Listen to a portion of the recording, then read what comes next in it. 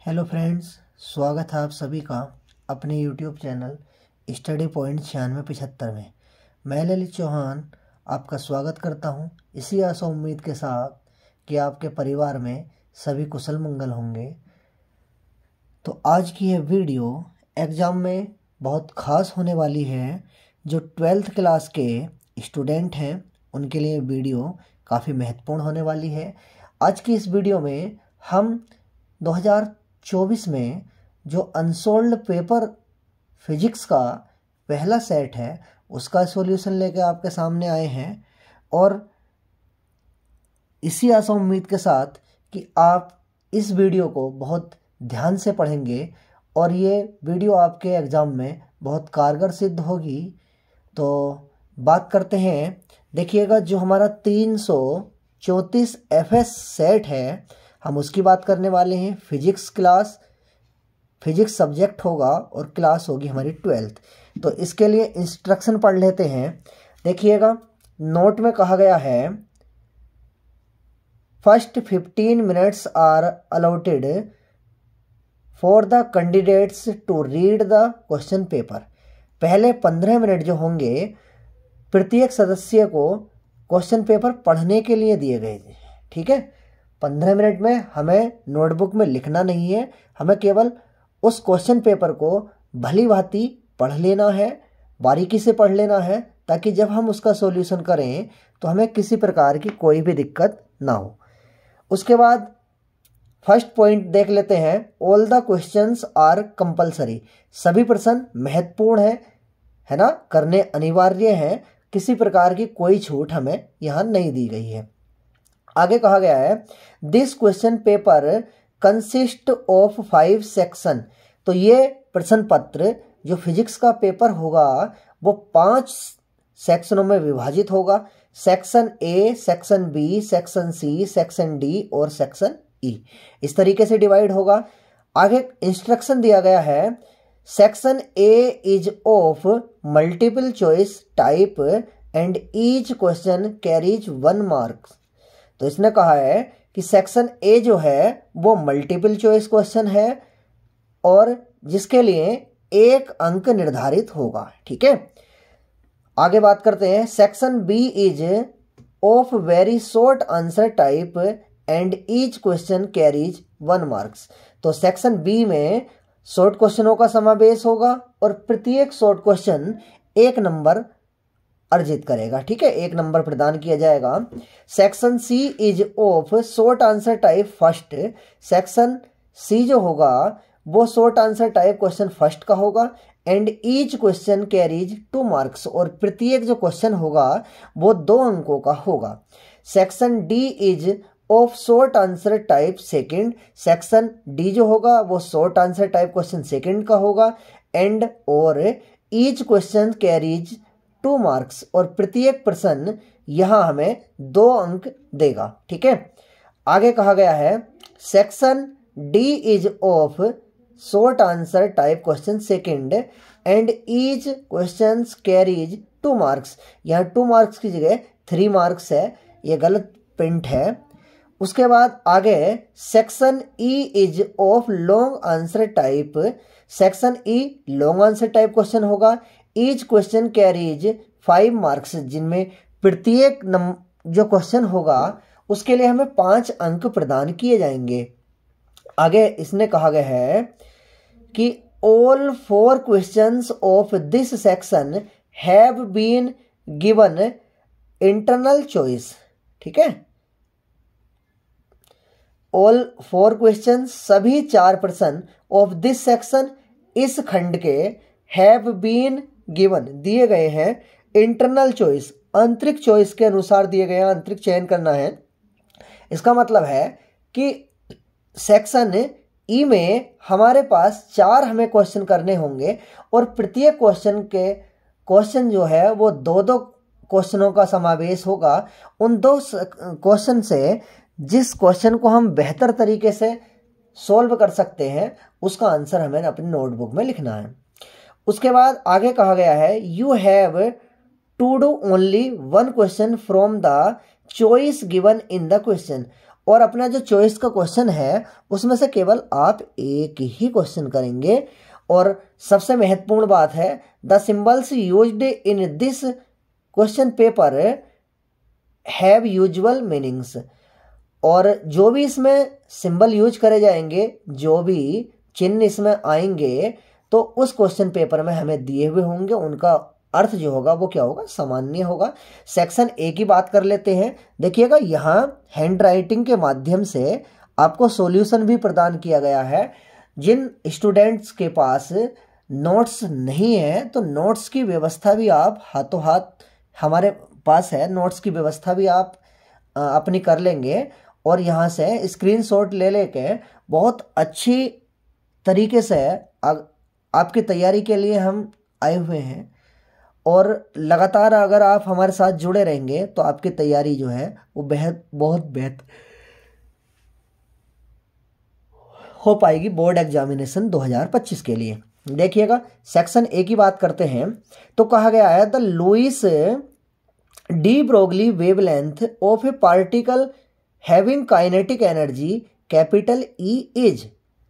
The Louis de Broglie wavelength, जो Louis de Broglie wavelength है तरंग दैर्घ्य है, ऑफ ए पार्टिकल कण की having kinetic energy capital E, जिसकी गतिज ऊर्जा कैपिटल ई है, तो इनमें से किसके द्वारा वो शो करी गई है? क्या lambda equal H upon root 2 M E है? क्या lambda equal H upon root M E है? या lambda equal root 2 M E upon H है? या lambda equal root M E upon H है? तो यहाँ सही आंसर हमारा पास हो जाता है lambda equal H upon under root 2 M E, जो हमारा पहला वाला ही पार्ट है। ठीक है, उसके बाद नेक्स्ट की बात करते हैं तो यह है if drift velocity of electron be V D and intensity of electric field is capital E, then which relation among the following obey Ohm's law. देखिएगा क्या कहा गया है, देखिएगा तो ये कहता है अगर इलेक्ट्रॉन की वेलोसिटी ड्रिफ्ट वेलोसिटी वीडी है, अनुगमन वेग या अपवाह वेग वीडी है, और इंटेंसिटी इलेक्ट्रिक फील्ड की कैपिटल ई है, तब इनमें से कौन सा नियम जो है वो ओम के नियम को फॉलो करता है? इनमें से कौन सा रिलेशन ओम के नियम को फॉलो करता है? तो देखिएगा यहाँ 4 ऑप्शन दिए हुए हैं और इन 4 ऑप्शन में सही आंसर जो हो जाएगा हमारा थर्ड हो जाएगा, V D directly proportional to capital E. ऐसा रिलेशन ओम के नियम में होगा। जब हम ओम के नियम को प्रूफ करते हैं, वहाँ ड्रिफ्ट वेलोसिटी की वैल्यू फाइंड करते हैं, तो यहाँ वहाँ मिलेगा हमें ये रिलेशन। और मैं आपको यहाँ बता भी देता हूँ कि क्या है वो रिलेशन। देखिएगा जब हम इसके आंसर की बात करते हैं तो आपने एक कॉन्सेप्ट पढ़ी होगी, वो थी मोबिलिटी। तो मोबिलिटी के लिए अगर मैं बताऊं आपको तो मोबिलिटी में एक रिलेशन था हमारे पास। देखिएगा यहाँ रफ के पर देख लेते हैं, म्यू इक्वल होता है वी डी अपॉन ई होता है। ठीक है, और अगर मैं इसकी मल्टीप्लाई इधर करूं तो वी डी इक्वल आ जाएगा म्यू ई। यहाँ से वी डी डायरेक्टली प्रोपोर्शनल हो जाता है ई के, और यही ऑप्शन हमारा क्या हो जाता है, सही हो जाता है। ठीक है, उसके बाद सी पार्ट में कहा गया है the path of scattered alpha particle is. Alpha particle का जो पाथ है स्कैटर्ड प्रकीर्णित, उसका पाथ कैसा होगा? तो जब रदरफोर्ड का एल्फा स्कैटरिंग एक्सपेरिमेंट था तो उसमें मैं आपको बता देता हूँ कुछ पार्टिकल ऐसे थे जो अपने पाथ पे सीधे जा रहे थे और सीधे जाने के बाद वापस टकरा के उसी पाथ पे लौट आते थे। तो लगभग 20,000 एल्फा पार्टिकलों से एक ऐसा पार्टिकल था जो अपने इनिशियल पाथ पे दोबारा लौट के आ रहा था, लेकिन अधिकांश एल्फा पार्टिकल जो है वो स्मॉल एंगल बनाते हुए इधर उधर डिफ्लेक्टेड हो रहे थे। तो जब डिफ्लेक्टेड हो रहे थे तो उन डिफ्लेक्टेड अल्फा पार्टिकलों का जो पाथ था वो कैसा था, हाइपरबोलिक था, सर्कुलर नहीं था, पैराबोलिक नहीं था, इलिप्टिकल नहीं था, कैसा था, पैराबोलिक था, अति परवलय के रूप में था। ठीक है। The maximum focal length of convex lens is 4। The maximum अधिकतम फोकल लेंथ फोकस दूरी ऑफ कॉन्वेक्स लेंस उत्तल लेंस की इज है 4 के लिए। तो इनमें से कौन से रंग के लिए मैक्सिमम फोकल लेंथ होती है कॉन्वेक्स लेंस की? ब्लू लाइट के लिए होती है, ग्रीन लाइट के लिए होती है, रेड लाइट के लिए होती है, या येलो लाइट के लिए होती है? तो सही आंसर हमारा चला जाएगा रेड लाइट। ठीक है। उसके बाद नेक्स्ट क्वेश्चन की बात अगर हम यहाँ करते हैं तो देखिएगा क्या है, यह है the power consumed in alternating current in circuit containing only capacitor will be. The power consumed व्यय शक्ति इन अल्टरनेटिंग करंट प्रत्यावर्ती धारा इन सर्किट परिपथ में कंटेनिंग बना है ओनली कैपेसिटर संधारित्र से विल भी होगा। देखिएगा अगर कैपेसिटर लगा हुआ है तो कैपेसिटर के द्वारा कोई भी एनर्जी लॉस यहाँ नहीं होगा। एनर्जी लॉस जो होता है वो रेजिस्टेंस के कारण होता है। जब रेजिस्टेंस नहीं होगा तब यहाँ एनर्जी लॉस जो होगा, यहाँ पावर कंज्यूम्ड जो होगी वो क्या होगी, P = 0 होगी। नेक्स्ट क्वेश्चन की बात कर लेते हैं। ये कहा गया है फोर्स ऑफ 80 न्यूटन बल वर्क्स कार्य करता है बिटवीन 2 पॉइंट चार्ज, 2 बिंदु आवेशों के प्लेस्ड रखे हैं एट ए फिक्स्ड डिस्टेंस, निश्चित दूरी पर, अपार्ट इन एयर, वायु में। When these charge are placed at the same distance apart in dielectric medium, यदि यही आवेश किसी डाइलेक्ट्रिक मीडियम में, परावैद्युत माध्यम में इतनी ही दूरी पर रखे हैं, देन तब force of 8 Newton works on it, तब इन पर 8 न्यूटन का फोर्स काम करता है।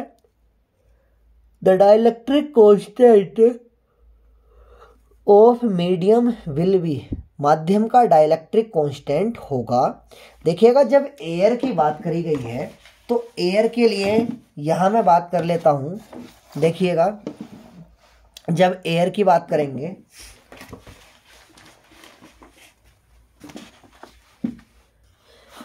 रिलेशन क्या होता है, K इक्वल होता है F/F_m होता है रिलेशन। ठीक है। जब ये रिलेशन होता है तो यहाँ एयर में फोर्स दे रखा है 80 न्यूटन वर्क करता है, डाइलेक्ट्रिक मीडियम में Fm 8 न्यूटन कार्य करता है, यहाँ 80 न्यूटन है।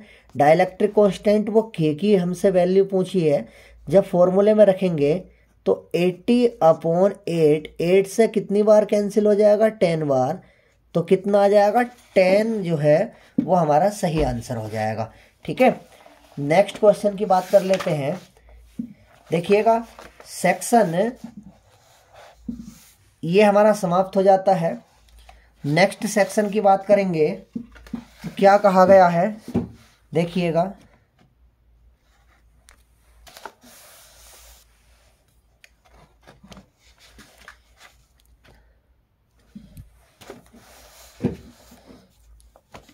यह फाइंड ज्ञात करो the ratio of focal length का रेशियो ऑफ लेंस की in air and that of lens when it is emerged in liquid, जब इसे द्रव में डुबोते हैं तब हमें रेशियो निकालना है। तो फोकल लेंथ अगर हम लेंस मेकर फॉर्मूले से आते हैं तो फोकल लेंथ एयर में कितनी होगी, 1/FA = n-1 into 1/R1 minus 1/R2, जहाँ R1 और R2 जो होती हैं ये होती हैं radius of curvature first and second surface, ठीक है। और n जो होता है वो रिफ्रैक्टिव इंडेक्स होता है। उसके बाद फोकल लेंथ अगर लिक्विड में निकालेंगे तो एफ ए की जगह हम कितना लिख लेंगे, एफ एल लिख लेंगे, और रिफ्रैक्टिव इंडेक्स चेंज हो जाएगा, एन की जगह यहाँ एन डैश मान लो या आप कुछ अदर मान सकते हैं, ठीक है। n-1 है ना, N dash -1 into 1/R1 minus 1/R2। उसके बाद क्या कर दी है, सेकेंड वाली इक्वेशन में डिवाइड कर दी है, ठीक है। पहली वाली इक्वेशन से डिवाइड अगर हम करेंगे तो ये हो जाएगा FA/FL equal n-1/n-1, N dash -1/n-1, इससे तो ये वाला कैंसिल हो जाएगा। देखिएगा नेक्स्ट क्वेश्चन की बात कर लेते हैं। तो ये कहा गया है इन हाइड्रोजन एटम में, हाइड्रोजन परमाणु में what is the ionization potential of electron in the ground state. तो हाइड्रोजन एटम में आयनाइजेशन पोटेंशियल जो है इलेक्ट्रॉन का ग्राउंड स्टेट में क्या है वो हमें बताना है, उसकी वैल्यू बतानी है। देखिएगा तो ये कहता है the value of ionization potential for hydrogen atom in the ground state will be 13.6 electron volt. यहाँ से अगर हम फाइंड भी करते हैं तो देखिएगा जब आयनाइजेशन पोटेंशियल निकालते हैं तो E इनफाइनाइट में से हम क्या कर देंगे, E1 की वैल्यू घटा देंगे, तो ये तो होता है 0 होता है, ये वाला माइनस ऐसे ही रह जाएगा। और अगर इसकी वैल्यू देखें तो फॉर्मूला हमने पढ़ा है -13 En इक्वल -13.6/n²। जब हम ग्राउंड लेवल की बात करेंगे तो n की जगह कितना रख देंगे, 1 रख देंगे n की जगह, ठीक है। तब ये बन जाएगा माइनस माइनस प्लस हो जाएगा और 13.6 इलेक्ट्रॉन वोल्ट हो जाएगा, यही हमारा आंसर हो जाता है, ठीक है। नेक्स्ट क्वेश्चन की अगर बात करें तो यहाँ कहा गया है right the definition and dimensional formula of electrical conductivity. Right लिखिए द डेफिनेशन परिभाषा, एंड डायमेंशनल फॉर्मूला और विमीय सूत्र ऑफ इलेक्ट्रिकल कंडक्टिविटी, विद्युत चालकता का। इलेक्ट्रिकल कंडक्टिविटी की को हम एक नाम से और जानते हैं और वो होता है हमारा स्पेसिफिक रेजिस्टेंस, ठीक है। देखिएगा the reciprocal of resistivity rho है ना of a material is called its electrical conductivity, और रो सिग्मा इक्वल होता है 1/रो, ठीक है। तो रेसिस्टिविटी प्रतिरोधकता का या स्पेसिफिक रेजिस्टेंस का व्युत्क्रम क्या होता है, रेसिप्रोकल कहते हैं व्युत्क्रम को, उल्टे को, इनवर्स को, है ना, वो इलेक्ट्रिकल कंडक्टिविटी होता है, विद्युत चालकता होता है, जिसे हम रो से डिनोट करते हैं। और रो इक्वल होता है 1/सिग्मा, सिग्मा इक्वल होता है 1/रो। The dimensional formula of electrical conductivity will be M-1 L-2 T3A2, ठीक है। उसके बाद the value of current does the ammeter used in alternating current circuit measure, AC circuit current measure. तो विच वैल्यू, कौन सा मान ऑफ करंट धारा का डज द आमीटर यूज्ड उपयोग करता है इन AC सर्किट मेजर। तो AC सर्किट मेजर में एमीटर जो है वो ये कहता है करंट की किस वैल्यू को मेजर करता है, किस वैल्यू को मापता है। देखिएगा एमीटर जो बताता है वो हमें बताता है काल्पनिक वैल्यू को बताता है, काल्पनिक मान को बताता है ना। तो ये आ जाएगा IRMS, root mean square value हमें बताता है, वर्ग माध्यम मूल मान बताता है करंट का, मतलब IRMS वैल्यू को बताता है। उसके बाद आगे ई सेक्शन में कहा गया है how much charge is there in there on hole. तो होल पर कितना चार्ज होता है। Draw the circuit symbol of PN junction diode. देखिएगा होल जो होता है वो पॉजिटिव पार्टिकल होता है और इस पर जो चार्ज होता है वो मैग्नीट्यूड में इक्वल होता है इलेक्ट्रॉन के, लेकिन नेचर जो होता है वो इसका क्या होता है, अपोजिट होता है। मतलब प्लस का 1.6 इंटू 10⁻⁻19 कूलम चार्ज होता है होल पर। पीएन जंक्शन डायोड आपको यहाँ दिखाया गया है कि जो एनोड वाला प्लस वाला सिरा होता है वो पी वाले एंड रीजन से जुड़ा हुआ होता है और जो कैथोड वाला होता है माइनस वाला वो एन वाले से जुड़ा हुआ होता है। ठीक है, नेक्स्ट की बात कर लेते हैं। देखिएगा नेक्स्ट में कहा गया है बिटवीन बीच radio wave and microwave. Radio तरंगों और सूक्ष्म तरंगों के which one has a higher frequency. इनमें से किसकी फ्रीक्वेंसी जो होती है वो अधिकतम होती है, आवृत्ति अधिकतम होती है, हमें वो बताना है। तो माइक्रो जो वेव होती हैं, ठीक है, उनकी रेंज होती है फ्रीक्वेंसी की 3 × 10⁸ हर्ट्ज से 3 × 10⁻11 हर्ट्ज, है ना।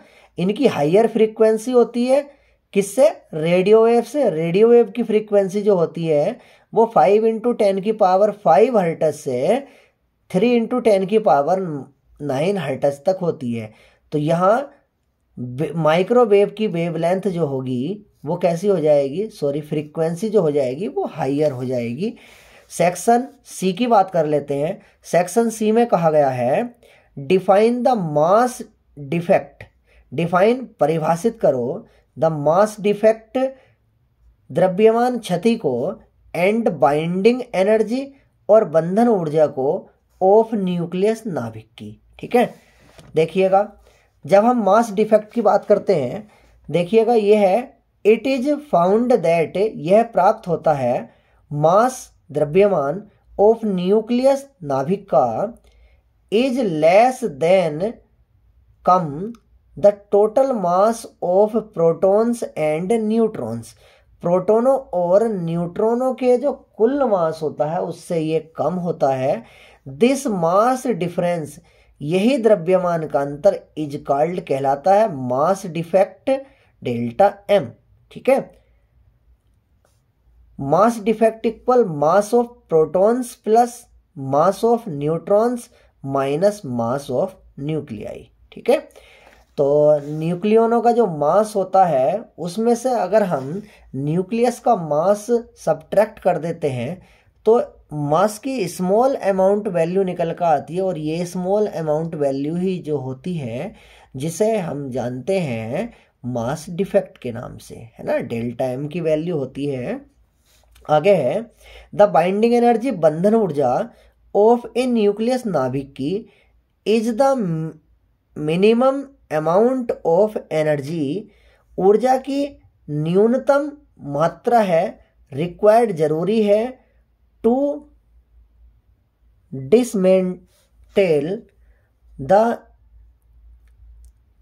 Nucleus of an atom into its constitute nucleus. तो ये कहता है इसमें मिनिमम अमाउंट होता है, मिनिमम मात्रा होती है ऊर्जा की जो न्यूक्लियस, जो एटम को अलग अलग न्यूक्लियस से विभाजित करने के लिए जरूरी होती है ना, अवयवों में विभाजित करने के लिए जरूरी होती है।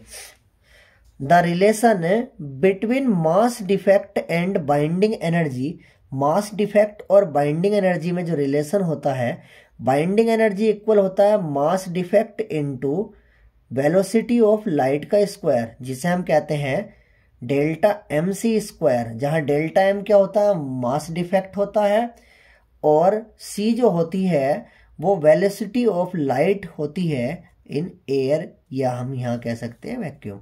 ठीक है, तो आगे नेक्स्ट क्वेश्चन की अगर बात करते हैं तो नेक्स्ट क्वेश्चन में कहा गया है, देखिएगा a double concave lens has to be made from crown glass.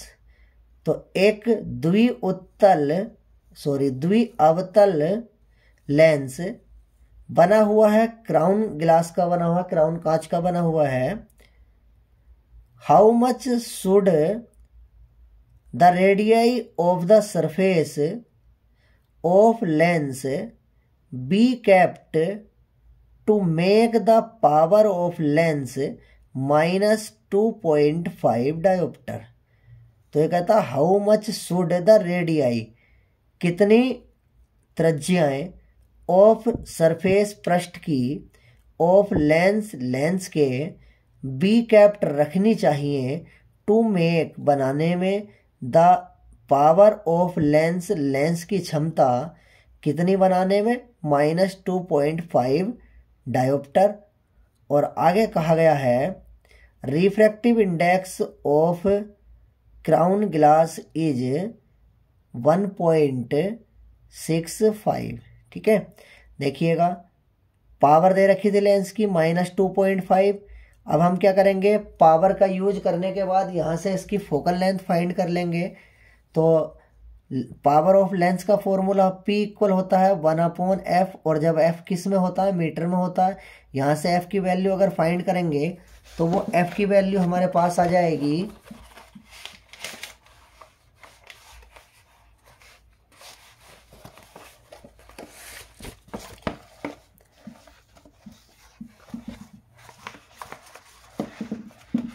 देखिएगा f इक्वल आ जाएगा -1/2.5, और जब हम डिवाइड करते हैं तो -0.4 मीटर हो जाएगा। सेंटीमीटर में कन्वर्ट करते हैं तो 100 से मल्टीप्लाई कर देंगे तो ये 40 सेंटीमीटर हो जाएगा। नाउ अब from lens maker formula use करेंगे तो 1/f इक्वल होता है n-1 × 1/r1 - 1/r2। वैल्यू हमारे पास फिल है। R2 की यहाँ से जब हम वैल्यू फाइंड करेंगे, कैलकुलेशन करने के बाद R2 की वैल्यू आती है 26 सेंटीमीटर। ये आपका आंसर हो जाता है। देखिएगा बोर्ड एग्जामिनेशन में नेक्स्ट क्वेश्चन जो है वो बहुत बार मालूम किया जा चुका है और वेरी वेरी मोस्ट इम्पोर्टेंट है। अगर आप हमारे साथ बने रहेंगे तो जितने भी बोर्ड एग्जामिनेशन में मोस्ट क्वेश्चन मालूम किए जाते हैं हम आपको प्रॉपर वे में लगातार कराते रहेंगे, लगातार बताते रहेंगे। क्या एग्ज़ाम के लिए महत्वपूर्ण है, इसके लिए आप बने रहिए हमारे साथ। अगर वीडियो अब तक पसंद आ रही है तो लाइक करें, शेयर करें, कमेंट्स करें और चैनल को सब्सक्राइब करें। देखिएगा आगे कहा गया है explain the operation of PN junction diode in forward based. तो फॉरवर्ड बेस्ड में अग्र अभिनत की स्थिति में PN जंक्शन डायोड को हमें क्या करना है, इसकी व्याख्या करनी है, इसे एक्सप्लेन करना है। देखिएगा पहले हमें पता होना चाहिए ये है क्या।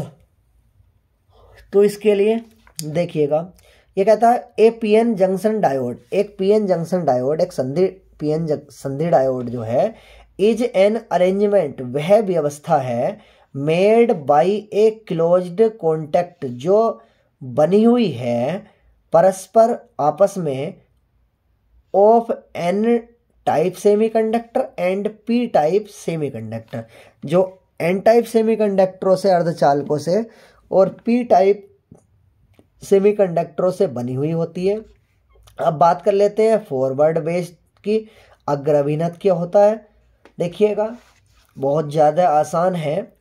व्हेन द P एंड, जब P एंड, P सिरा of A junction diode is connected, junction diode जुड़ी हुई है with the positive terminal, positive terminal के साथ, ऑफ द बैटरी, बैटरी के, एंड N एंड और N सिरा इज कनेक्टेड जुड़ा है with the negative terminal of the battery, battery के ऋणात्मक टर्मिनल से, the junction is called forward based, तब संधि क्या कहलाती है, अग्र अभिनत कहलाती है। और इन दिस पोजीशन, इस स्थिति में the forward voltage oppose the potential barrier. तो इस स्थिति में जो फॉरवर्ड वोल्टेज होते हैं, जो अग्र वोल्टेज होते हैं, ये विरोध करते हैं, विरोध करते हैं द पोटेंशियल बैरियर, विभव प्राचीर का, ड्यू टू विच, जिसके कारण द पोटेंशियल बैरियर डिक्रीज, और विभव प्राचीर घट जाता है, कम हो जाता है, under the effect of external field, वैद्युत क्षेत्र के प्रभाव में, holes in the P region के holes, and electrons in the N region, और एन रीजन के इलेक्ट्रॉन, बोथ मूव, दोनों घूमते हैं, टूवर्ड्स द जंक्शन, संधि की ओर, दोनों जंक्शन की ओर घूम जाते हैं। दीज होल्स एंड इलेक्ट्रॉन्स, ये कोटर और इलेक्ट्रॉन म्यूचुअली कंबाइन, आपस में संयुक्त होते हैं, just near the junction and cease to exist. तो इस स्थिति में क्या होता है, ये इकट्ठा हो जाते हैं। और आगे कहा है फॉर ईच इलेक्ट्रॉन, प्रत्येक electron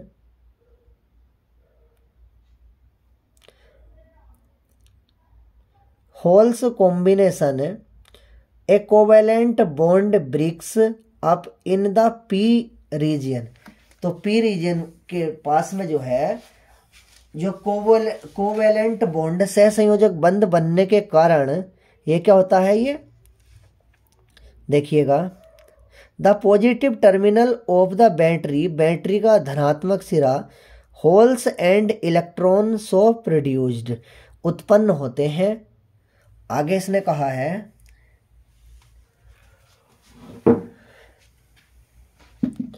the holes moves, hole move करते हैं टूवर्ड्स द जंक्शन, जंक्शन की ओर, वाइल, जबकि द इलेक्ट्रॉन एंटर्स, इलेक्ट्रॉन प्रवेश करते हैं, द पॉजिटिव टर्मिनल्स, धनात्मक सिरे की ओर, ऑफ बैटरी, बैटरी के, थ्रू द कनेक्टिंग वायर, जो जुड़े हुए तार होते हैं उनके द्वारा। आगे है जस्ट एट दिस मोमेंट, ठीक इसी क्षण, एन इलेक्ट्रॉन इज रिलीज्ड, एक इलेक्ट्रॉन मुक्त होता है, from the negative terminal of the battery, battery के धनात्मक सिरे से, विच एंटर्स, जो प्रवेश करता है, द एन रीजियन, एन क्षेत्र में, टू रिप्लेस, हटा देता है, द इलेक्ट्रॉन लास्ट इलेक्ट्रॉन को, by combining with A holes, एक होल के साथ जुड़कर, संयुक्त होकर, एट द जंक्शन, संधि में, इन फॉरवर्ड बेस्ड, अग्र अभिनत की स्थिति में, the junction offers low resistance. तो जंक्शन जो है, संधि, वो लो रेजिस्टेंस ऑफर करती है, कम प्रतिरोध जो है ना, ये करती है। देखिएगा यहाँ बैटरी का जो पॉजिटिव वाला एंड है, ये पी वाले सिरे से जुड़ा हुआ है, और ये जो डायरेक्शन दिखा रखी है, हमारे होल्स के चलने की डायरेक्शन है। एन वाला जो निगेटिव वाला जो एंड है, वो एन वाले से जोड़ दिया, माइनस वाले सेल के निगेटिव वाले उससे जुड़ा हुआ है, तब ये क्या है, इलेक्ट्रॉन्स हैं। ये इलेक्ट्रॉन न्यूट्रल होने के लिए कोटर की ओर जाते हैं, संधि को पार करके। उसके बाद जो इसमें होल्स होते हैं, ये न्यूट्रल होने के लिए ये इलेक्ट्रॉनों की ओर मूव करते हैं। ठीक है, तो आज की इस वीडियो में केवल इतना ही। नेक्स्ट वीडियो में इस सेट को हम कंप्लीट कराएंगे, समय ज़्यादा हो रहा है तो कोई बात नहीं, मिलते हैं नेक्स्ट वीडियो में। तब तक के लिए जय हिंद, वंदे मातरम।